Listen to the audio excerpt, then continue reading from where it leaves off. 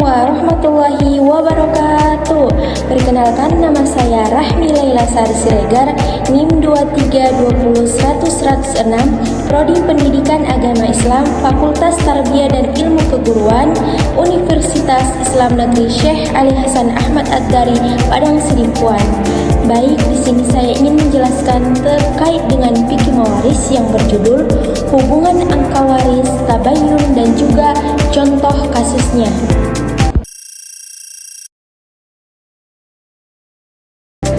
Nah, yang pertama kita harus mengetahui apa itu angka waris.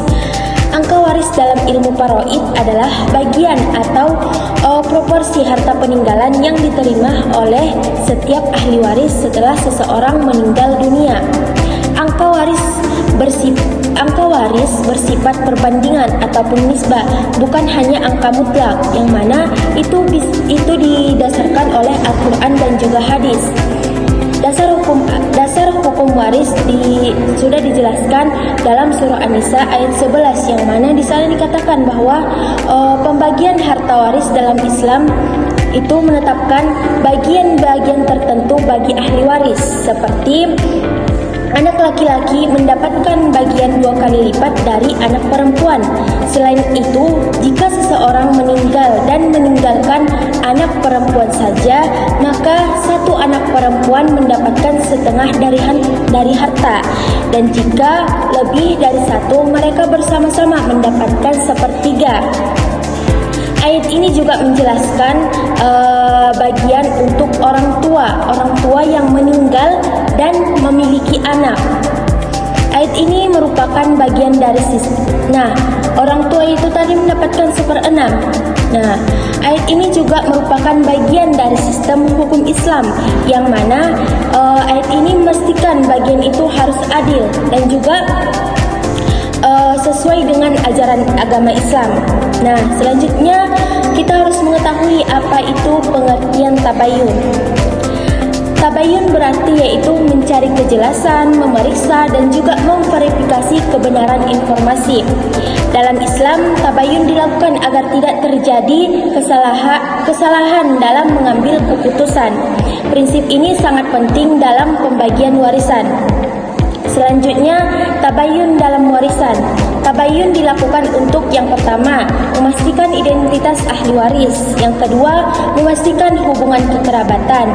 Yang ketiga, memastikan jumlah dan jenis harta warisnya.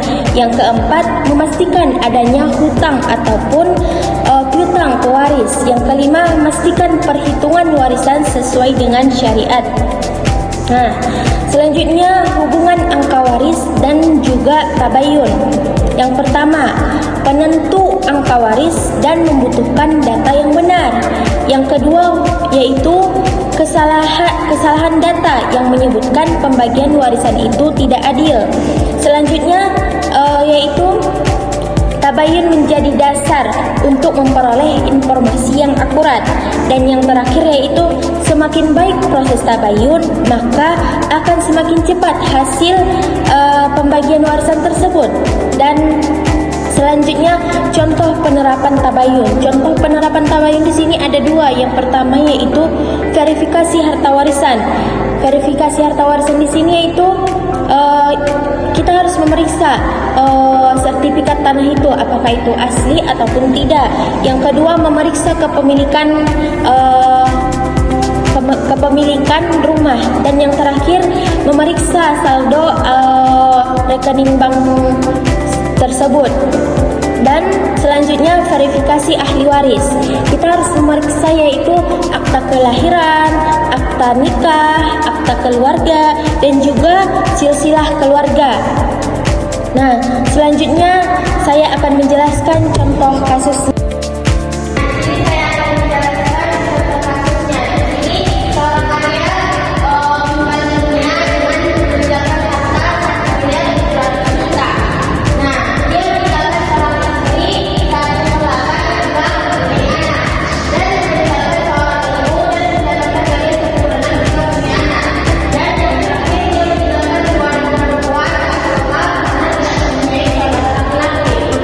pertama kita harus mencari